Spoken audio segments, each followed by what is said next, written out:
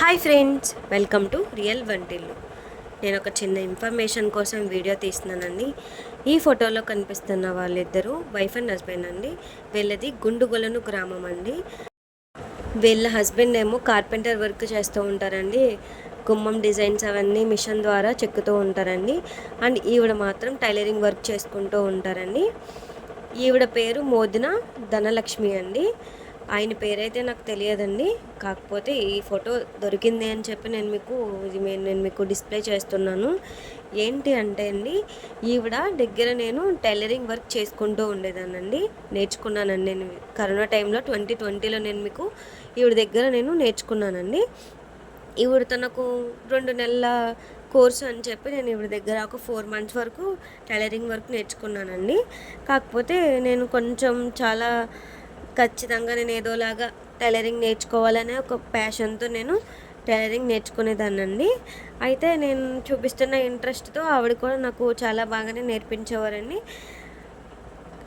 ఏమైందంటే అండి, ఈ 4 మంత్స్ ఈ జర్నీలో ఆవిడకి నాకు ర్యాపో అనేది చాలా మంచిగా ఉండిందండి.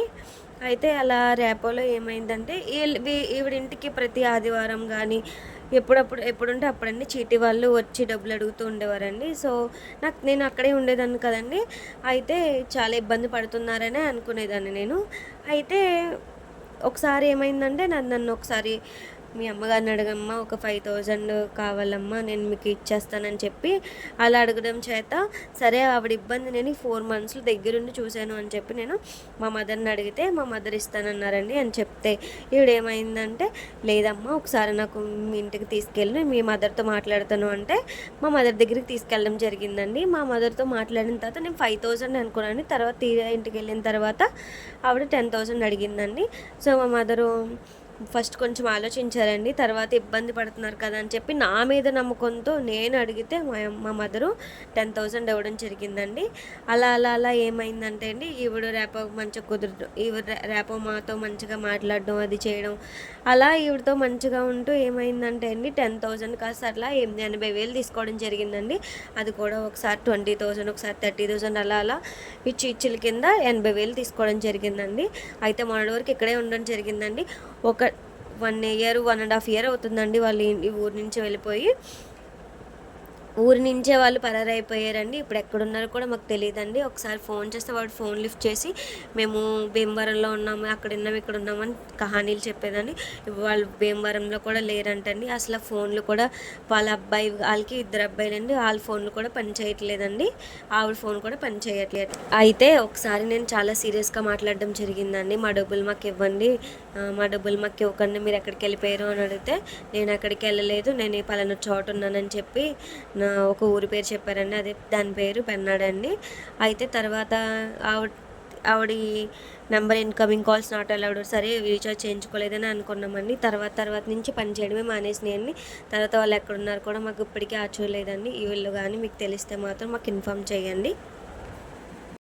ఈ వీళ్ళ అడ్రస్ ఇలా ఆచూకీ చెప్పిన వారికి మేము 5,000 బహుమతి అయితే ఇవ్వాలి అనుకుంటున్నామండి. వీళ్ళ ఆచూకీ చెప్పిన వారికి మేము 5,000 బహుమతిని అయితే ప్రకటించామండి. నేను పబ్లిక్గా ఈ వీడియో అయితే పోస్ట్ చేస్తున్నా అండి. ఇందులో ఎలాంటి మోసము లేదు అండి.